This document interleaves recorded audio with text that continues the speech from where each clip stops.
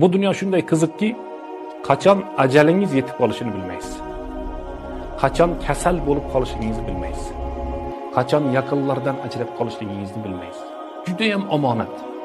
Ya'ni ko'p narsasi tushunarsiz. Unda qanday qilib yashaymiz desa, Alloh taolaning zikri bilan, ibodati bilan. Qani dalil? Payg'ambarimiz sollallohu alayhi vasallam hadisda aytibdilar: "Ad-dunya mal'un va mal'unun va ma fiha." Mana bu yashab turgan dunyo la'natlandi deyaptilar. Va ma fiha, dunyoning ichidagi barcha narsalar ham la'natlandi. Illosi bor. Zikrullohi val alim val mutaallim. Alloh taolo Robbil alaminning zikri, ibodat va man valahu deyiladi va ilm olishlik masalasi. Mana shundan boshqa dunyodagi hamma narsa nima qilingan ekan?